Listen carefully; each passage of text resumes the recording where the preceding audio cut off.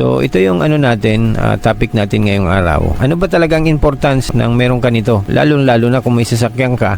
Mga ilang bagay na importante dito ay mabilis yung solusyon kapag namatay yung baterya natin. Hindi na natin kailangan maghintay ng roadside assistance dahil meron na tayong dala at mas ligtas. Hindi na kailangang humingi ng tulong sa ibang sasakyan. O lastly, portable at madaling gamitin ito. Ito, pag nilong press mo, mag-iilaw siya, magbiblink din siya, and pag dinoble click mo yan, meron siyang blinker na parang yung sa pulis.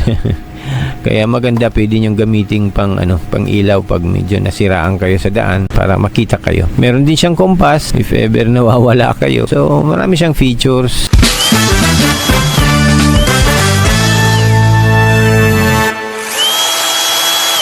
Hi, hello, by the way, if you find this video helpful, you can donate. Yan, meron tayong super chat, super stickers, super thanks, at you can just click that icon below. And yan, pwede kayong pumili dyan, certain amount that you can care to donate. So in return, meron silang mga binibigay na mga features in return kapag nag-donate kayo. Such as yung animations and highlighted comments in all my videos and shorts. So you can just click that and buy. And I really appreciate kung makakapag-spare kayo ng any amount that you could give to help this channel grow more in the future. We can also do shoutouts and mention your name or channel if you are willing as part of our gratitude for your support. Just to inform you at maraming salamat sa inyong lahat sa patuloy niyong pagtangkilik ng channel natin. And to everyone, God bless, keep safe always. Thank you. Hi, hello. Magandang umaga ulit sa inyo at nandito na naman tayo sa ating toolshed, nagbabalik. Welcome back again sa channel natin. Meron tayo ditong package sa table at ito yung car jump starter. Recently kasi medyo nagkakaproblema yung battery natin sa sasakyan. So minarapat kong bumili nito dahil pasiguro lang. Although okay pa naman yung battery natin dahil lithium battery naman yun. Nireview ko nga yun nung mga nakaraang araw at ilalagay ko dito yung link ng battery natin sa sasakyan na lithium battery. However, minsan kasi napunta tayo sa mga malalayong lugar at naisip ko wala tayong backup if ever magka-problema tayo sa mga sasakyan natin. Wala tayong backup na pang start if ever na malubat yung battery natin. Kaya in-order ko to na car jump starter. By the way, hindi po tayo nag-i-endorse nito this is just a fair and honest review sa car jump starter na to. At ang nagustuhan ko dito, syempre dahil marami siyang features. Meron ka ng starter at meron ka ng charger. Meron ka ng inflator sa sa mga gulong nyo if ever bumaba yung PSI. So maganda siya at pwede mo rin siyang gawing power bank. So medyo meticuloso tayo sa mga ganitong bagay kaya ni-review natin masyado. Naghanap talaga tayo yung affordable at maaasahan. So nagtanong-tanong din tayo sa mga buyer. Also yung overall review sa Shopee ay maganda rin. At yung mga reviews ng mga nakabili na nito ay binasa natin lahat. At wala naman akong nakitang negative. Lahat naman sila 5 star. By the way, yung price nito ay ilalagay ko dyan sa taas ng screen para meron kayong idea. At yung link ng store ay ilalagay ko na rin sa description box ng video na to para if ever gusto nyong scrutinize nyo yung store, i-check nyo muna para makasiguro din kayo. So yan, ito na siya ngayon. Ito yung napili ko. Actually maraming magaganda at mga mahal sa online store pero parang para sa akin ay hindi naman kailangan na mahal yung bili natin. Although meron ding advantage kapag mahal. However, depende naman yan sa paggamit natin. So ito yung inflator niya. Yan. Meron siyang separate and built-in na connector. Meron din siyang mga adapter. Yan.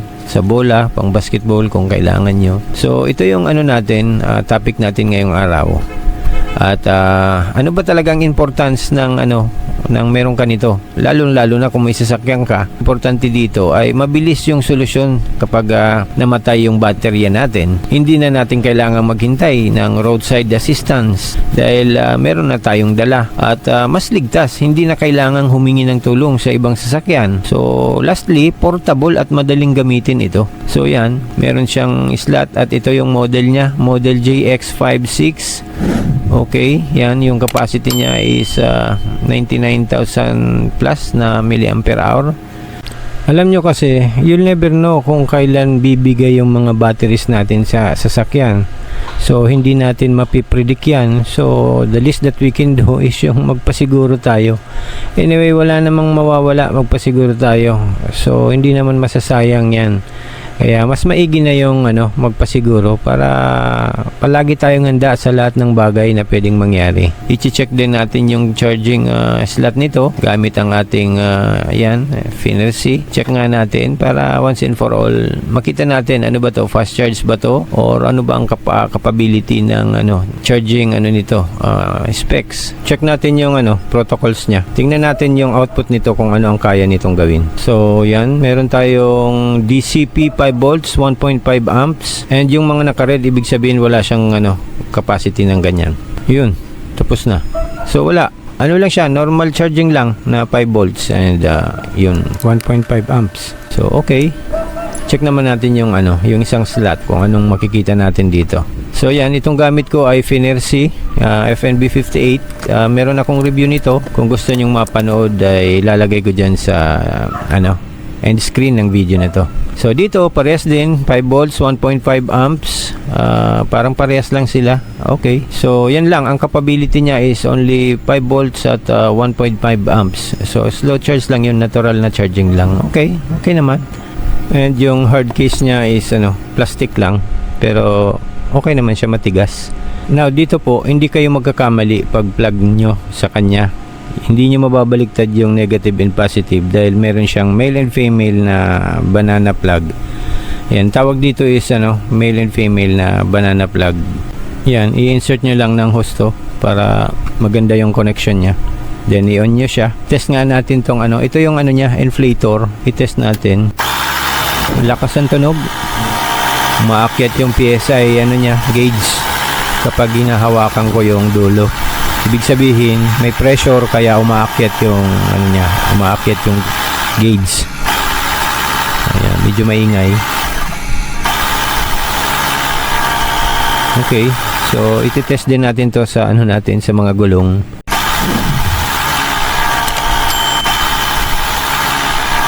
Meron siyang male and female battery banana plug kaya safe, hindi magkakabaliktad pag in-insert niyo siya sa sa starter natin.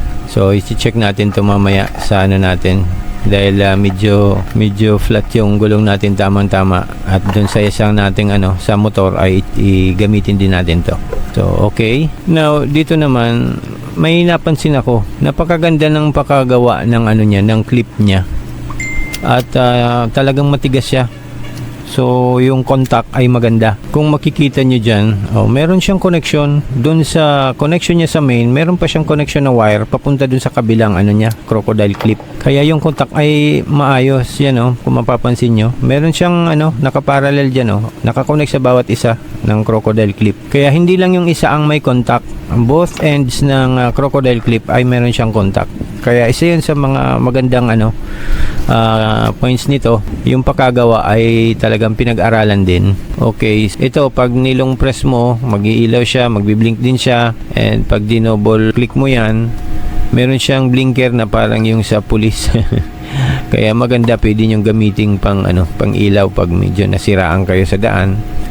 O pwede nyong ilagay yan sa likod ng ng sasakyan para makita kayo. Meron din siyang compass if ever nawawala kayo. So marami siyang features. So yan, long press mo din pag i-off mo na yung battery niya. So yan yung niya, appearance. And yan, pag dinoble click mo yan, lalabas yung blinker. Yan.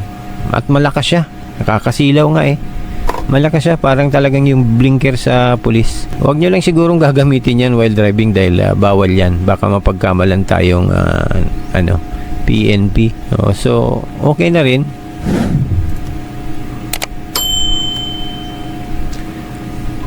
Okay.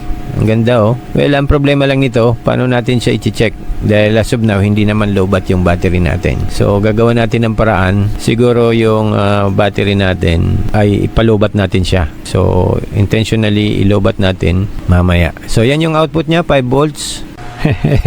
Nung chinek natin, di naman to 2.1 amps, 1.5 amps lang yung ano niya, output niya ng chinek natin dun sa ano natin, Finersi USB tester natin. Anyways, i-charge natin to muna sa full charge, then later ipalobat natin yung sasakyan natin para matest natin, para at least confident tayo na in case of emergency, meron tayong mahuhugot na maaasahan. Hindi naman to kabigatan na gadget. It is a must kapag may mga sasakyan kayo. So yan, check natin to. I-charge natin kung ilan yung niya, ilang kaya yung hinuhugot niyang power kapag nagcha-charge siya. Check natin.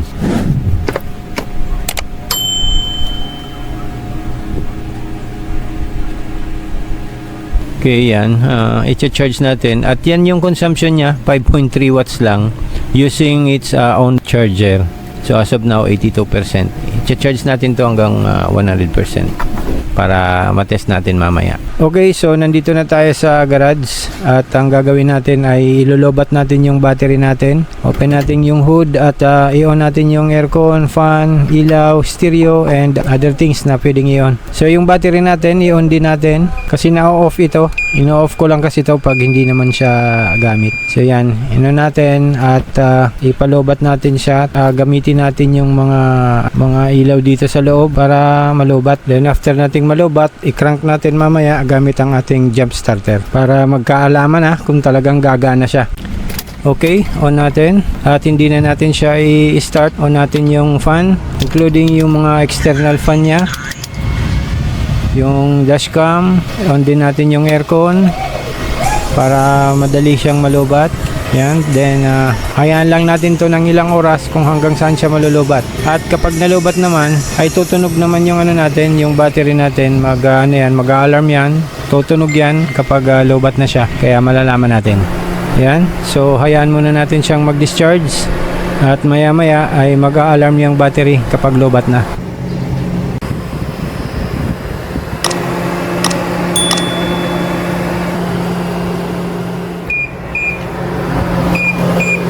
Okay, so ilang oras na rin tong nagdi-discharge at ngayon ay lobat na siya. Kung makikita natin dyan, nagre-red na yung niya, status LED niya at lobat na yung battery. So ang gagawin natin nito, antayin natin siyang mag-shutdown. Then pag talagang na siya, super drain na, i-start na natin gamit ang car jump starter natin para matesting na talaga kung kaya niyang mag-restart ng drained battery. Okay, so yan. Lobat na lobat siya, super drain siya. Kung makikita nyo dito, kahit i-on ko, yan on, wala siya talagang kahit ilaw dyan sa dashboard niya, wala. So dito naman, pag tig-crank ko yan, so wala. Yan. So dito makikita natin na talagang super drain, na drain yung battery natin ng masyado. Nag-off na rin yung mga natin, speakers and yung mga natin, fan. Dito pag crank natin, yan, wala. So super drain talaga, yan wala siya. So, ang gagawin natin ay i-start na natin gamit yung jump starter natin. So, dito tayo sa labas. Dito nga pala, pag nag-connect kayo nito, iyan ako lang. Pag nag-connect kayo ng jump starter, make sure na una mo nang gagawin nyo ay yung positive side ay i-connect natin sa positive. Then, last is yung negative side naman sa negative. Then, if ever mag-start na siya, ang una naman nating tatanggalin dyan ay yung negative. Then, isusunod natin yung positive side. So, ganun po yung sequence. So, start na natin. Okay, hanap tayo ng katulong para humawak ng camera. So, yan. Again, uunahin natin yung positive side na i-connect. Diyan sa positive, then last yung negative. Dito. Then, pag if ever nag-on na yung battery. If ever mag-start siya, tanggalin nyo naman yung negative side. Then next yung positive side. So yun natin siya. Okay, so start na natin. Tingnan natin kung talagang gagana. On and start. Ayos. So nag-start siya. At kayang-kaya niya talaga makapastart. So dito, tanggalin nyo kaagad pag nag-start na siya. Then meron lang kayo dyan 30 seconds para matanggal siya. Hindi ko alam kung bakit ganun, pero yan yung nakalagay sa manual. So okay. So napa-start natin at i-charge na lang natin to. Then mamaya i-off na natin siya. Ngayon i-test naman natin yung yung sa pag-inflate ng mga gulong. So okay. So bago yan, check din natin yung battery natin. Tingnan natin kung ano nang status niya. Sa ngayon, nagcha-charge siya. So dito, pasok tayo sa app niya at makita natin kung ano yung status ng battery natin. So dyan, makikita natin na nagcha-charge siya at makikita natin yung voltage niya. Yan, 13 point something, gumagalaw. Then yung current niya, nasa 18 plus na pumapalong 19. Ganyan talaga yan. Medyo mataas yung charging niya. Umabot ng 21 amps kasi masyado siyang nalobat. So mamaya, pag full charge na yan, yung current na yan ay magsi-0-0 na yan at puno na yung battery natin. Okay? Now, kung gusto nyong makita yung full review ko nito, itong battery natin na ginagamit, ay ilalagay ko po sa description box at sa end screen ng video natin na to. Para kung gusto nyong makita at mapag-aralan at may scrutinize yung ganitong battery, ay panoorin nyo po yung video. Okay, now dito naman tayo sa gulong. Itong sa motor natin, i-check natin dito yung pag-inflate ng gulong. So meron na siyang built-in na connector na banana plug. Parehas lang nung sa battery natin sa sasakyan. At dito may nozzle siya. Papasok nyo yan dyan. Okay? Then, yun natin, yung natin, yung inflator. Magalaw siya. So siguro mas maganda kung hawakan nyo na lang. So lang siya, mabilis din siyang mag-inflate. So dapat matansya nyo. Pag hawakan nyo yung gulong nyo kasi baka masubrahan. So tansyahin nyo na lang siguro. Yan. Pag medyo sa tingin nyo okay na, i-off nyo na yung inflator. Anyway, meron namang gauge. Makikita nyo naman yung gauge nya. So malalaman nyo kung ilan na yung nasa loob na PSI. So siguro okay na yan. Na-testing lang natin. So maganda at mabilis siya mag-inflate ng gulong. Okay? So napansin ko lang nung nag-inflate tayo dito sa part na to, umiinit siya.